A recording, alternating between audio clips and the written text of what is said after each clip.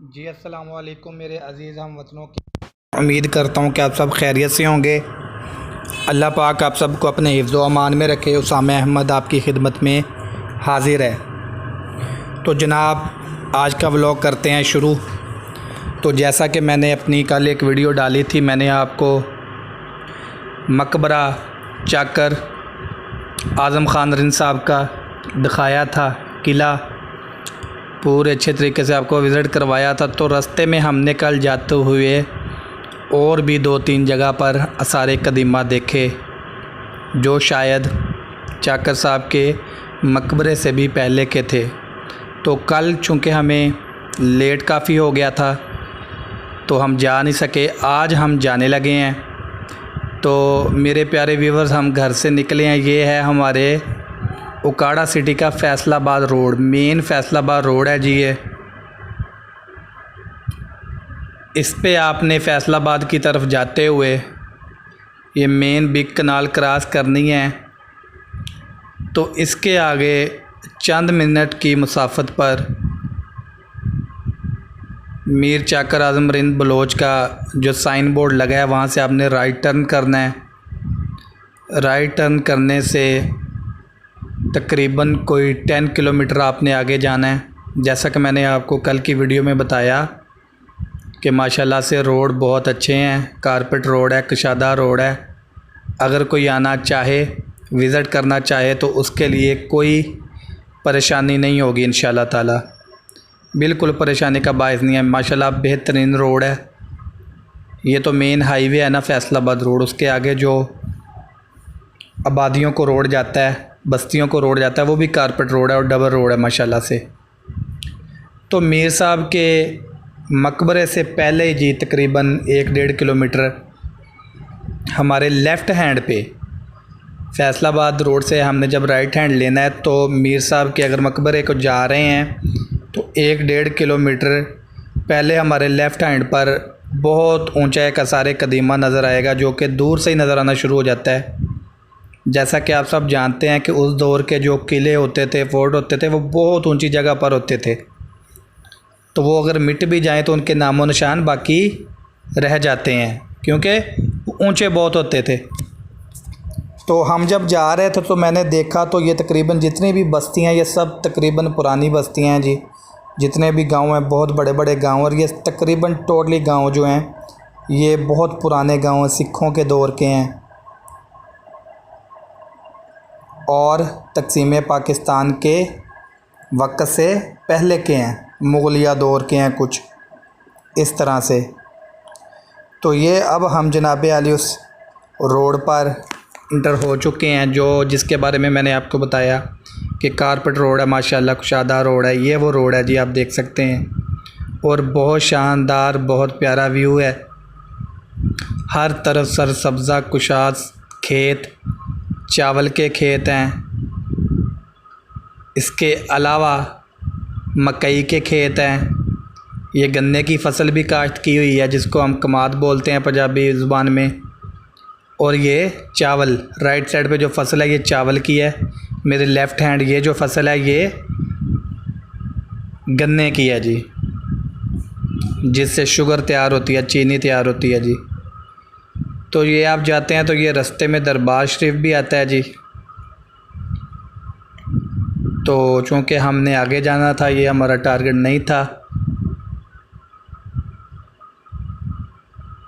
बात करने का मकसद ये है कि बहुत सारी चीज़ें ऐसी हैं जिनका हमें पता ही नहीं है, जिनका कोई हिस्ट्री में भी नाम नहीं है। अगर है भी है तो कोई इतने अच्छे अल्फाज में नहीं है, कहीं कोने में कुछ लिखा होगा। तो जब मैं कल जा रहा था तो मैंने देखा तो बहुत कदीम चीज़ें जिनकी बिल्कुल कोई ख़याल नहीं किया गया, और वो मौसम, हालात और कुछ लोगों की नज़र हो गए। मौसमों की नज़र तो कम हुए हैं जी, क्योंकि मैं जानता हूँ उस दौर के जो वो किले थे या जो वो ईंटें या जो उस टाइम का वो स्ट्रक्चर था, वो इतना चाहे उनको सदियों बीत गई हैं लेकिन वो इतनी जल्दी इस तरह से मस्मार नहीं होते। इसकी ख़ास वजह यह है कि जो ये होती हैं चीज़ें, लोग इसकी खुदाई शुरू कर देते हैं। अगर लोग नहीं करते तो गवर्नमेंट शुरू कर देती है। तो वो सारा कदीमा, क्योंकि वो सुनने में आता था कि यहाँ से कोई हीरा जवाहरात या जेवरात निकलते हैं। तो ये जनाब अली हम पहुँच गए हैं उस, ये आपने जब इस सारे कदीमा पर जाना है तो आपको थोड़ी सी मुश्किल का सामना करना पड़ेगा। कारपेट रोड से जब आप नीचे उतरेंगे, लेफ़्ट हैंड आपने नीचे टर्न लेना है जी। मेन कारपेट रोड से लेफ़्ट हैंड नीचे सतगरा गांव से तकरीबन 1-1.5 किलोमीटर पहले, ये आप देख सकते हैं। तब जब ये किला था, ये फोर्ट था भगत सिंह साहब का, तब तो ये सड़क जो थी, ये रोड जो थी, ये पक्की रोड थी। एक लुक वाले रोड तो नहीं थे उस टाइम। ये ऐसे लग रहा है इसके अंदर मोटा बज्जर भी और इसके अलावा ईंटें से भी मुझे मालूम हुई। ये देख सकते हैं आप, ये कच्ची रोड नहीं थी। ये अब फसलें अब काश्त हुई हैं, इधर लोग खेती बाड़ी करते हैं, तो ये रोड सारा ख़राब हो चुका है, क्योंकि दोबारा से तो ये रिपेयर हुआ ही नहीं और ना इधर कोई रहता है।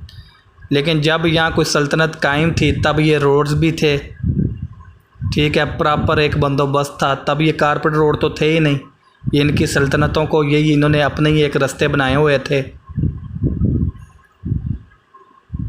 ये राइट हैंड पे कर्नल साहब हैं जी, उनका रकबा है, उनका डेरा था छोटा सा। आगे आप जाएंगे कुछ मिनट की मसाफत पर सामने आपको बड़ा एक कब्रिस्तान नज़र आता है, उससे फिर आपने लेफ़्ट हो जाना है। ये सामने जो आपको झुंड नज़र आ रहे हैं, दरख्त नज़र आ रहे हैं, ये कोई जंगलात नहीं है, ये बड़ा एक कदीम पुराना कब्रिस्तान है जी। इस रोड से हमने अब लेफ़्ट हैंड होना है। सामने 1-2 घर थे इधर ऐशी जो आबाद हैं। ये राइट कब्रिस्तान का रास्ता है और जी लेफ़्ट जो है हमने उस सारे कदीमा पर जाना है। ये देख सकते हैं आप, ये उसी वक्त उस टाइम का ये पुख्ता रोड था जो अब हालात की नज़र हो गया जी। और यकीन जाने जब मैं कल आया हूँ तो दिल खून के आंसू रो रहा था। ये हमारे सारे कदीमा है, इसको बचाना चाहिए। हमारी आने वाली नस्लें देखती, लेकिन बदकिस्मती से ये सब कुछ बर्बाद हो रहा है। बर्बाद भी एक बहुत छोटा लफ्ज़ है जी। ये हम अपनी बाइक पे आए थे और ये देख सकते हैं आप, ये रास्ता बहुत ज़्यादा ख़राब हो गया बारिशों की वजह से, तेज़ बारिशों की वजह से जगह जगह पर बड़े गड्ढे बन गए हुए हैं। तो बाइक का ही तकरीबन ये रास्ता है, ये देख सकते हैं आप। ये जंप लगने की वजह से ये मोबाइल हिल रहा है मेरा। इधर एक भाई अपने मवेशियों को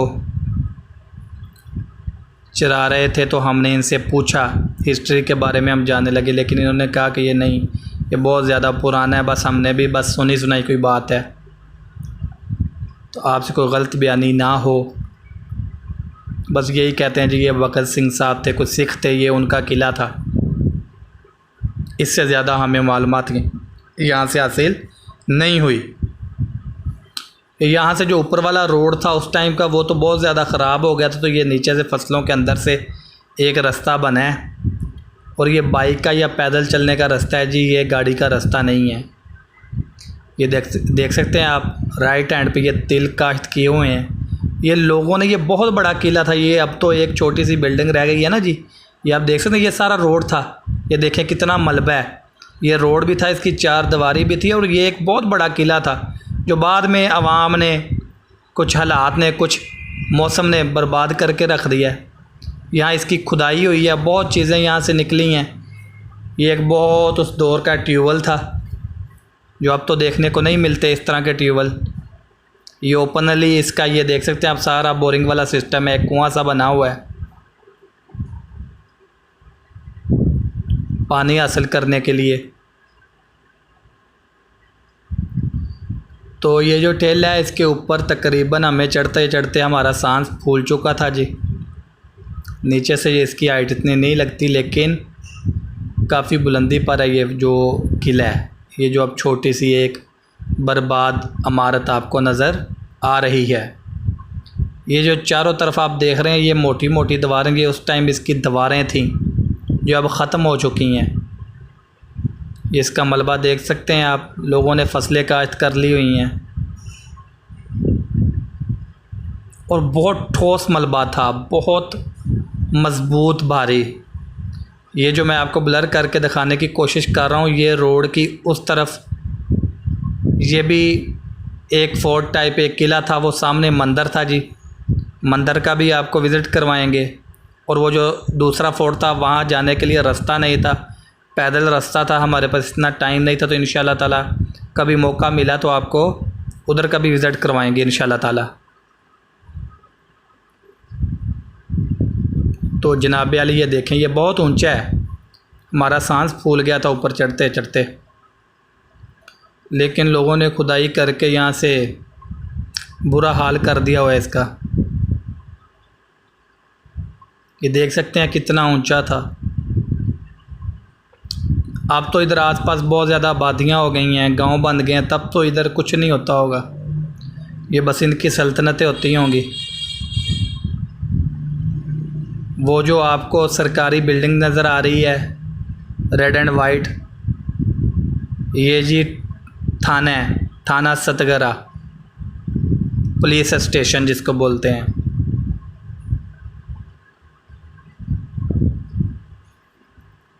राइस की फसल, तिल, इस तरह की फसलें यहाँ काश्त हैं जी, ये देख सकते हैं आप। ये ख़ुद इसकी खुदाई की गई है। ये एक तो होता है ना मौसम हालात की वजह से, एक होता है कि ख़ुद जगह जगह पे गड़े हैं कि लोगों को लगता था यहाँ से बहुत चीज़ें निकलेंगी, और हो सकता है निकली भी हों। दीवारें तक ख़त्म कर दी गई हैं जी इसकी।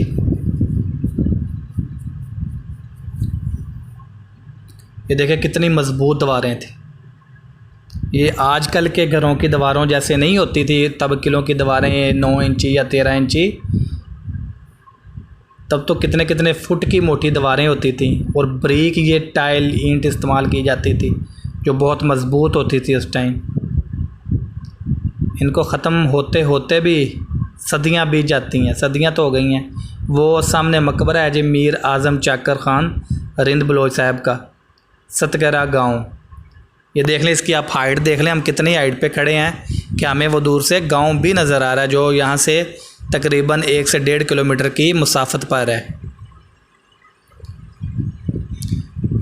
और वो मस्जिद की उस तरफ आप देखें, उधर भी हम आपको इंशाल्लाह ताला विज़िट करवाएंगे। वो पुराना मंदिर था जी, उधर हम गए तो बड़े शौक़ों से कि शायद कुछ रह गया होगा, लेकिन नहीं, उसकी भी टोटली जो 4 दीवारी थी या अंदर से बिल्कुल बुरा हाल है जी, उसका भी कुछ नहीं रहा। जैसे इस फोर्ट का हाल है वैसे उस मंदिर का हाल है।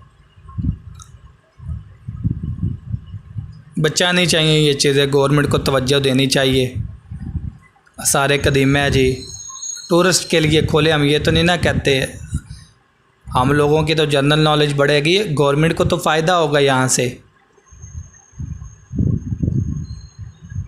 अच्छी खासी इनकम जनरेट कर सकते हैं सालाना।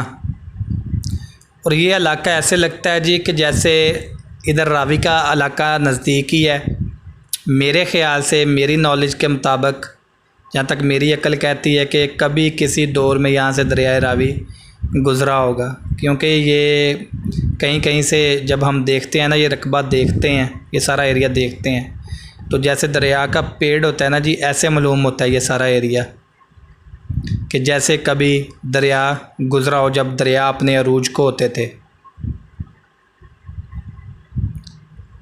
और एंड पे जब ये हम वापसी आ रहे थे तो जी ये माशाल्लाह, फिर कहीं हम जाएं और खाएं पिएं ना, तो पकौड़ों समोसों का, ये वैसे भी मैं बहुत ये शौकीन हूँ। तो हम जब आ रहे थे रास्ते में वापस, तो ये अंकल जी मोटी जलेब निकाल रहे थे, इंतहाई उम्दा लकड़ियों की आंच पर। ये देख सकते हैं कितनी मोटी मोटी जलेब है, छोटी इलायची डालकर। हमने पहले लिए जी पकोड़े यहाँ से, फिर थोड़ी सी जलेब ट्राई की, तो हमारा मज़ा दुबाला हो गया। तो मैंने कहा मैं ये भी आपके साथ शेयर करूं कि जब आप इस तरह के एरियाज़ में निकलते हैं तो इस तरह की चीज़ें आपको देसी खाने को मिलती हैं। ये बड़ी एक अच्छी जगह थी, छोटी सी नहर गुजर रही थी, इसके साथ नलके लगे हुए थे मीठे पानी के, और ये भाई गर्मा गर्म पकोड़े निकालना शुरू हो गए हैं। इसी से अपने दोस्त अपने भाई उसामा अहमद को दीजिए इजाज़त। दुआओं में याद रखिएगा। अल्लाह पाक आप सबको और मेरे मुल्क पाकिस्तान को अपने हिफ्ज़ व अमान में रखे। अल्लाह ताला हम सबको तरक्की अता फ़रमाए, हमारे मुल्क पाकिस्तान को तरक्की दे। आजकल हमारा मुल्क मुश्किल हालात में अल्लाह ताला आसानियाँ पैदा करे और आप सबको अपने हिफ्ज़ व अमान में रखे। मुझे अपनी दुआओं में ख़ास तौर पर याद रखिएगा। अपने भाई को इसी से दीजिए इजाज़त। इंशाल्लाह मिलेंगे नेक्स्ट किसी अच्छी सी मज़ेदार सी वीडियो में। अल्लाह हाफिज़।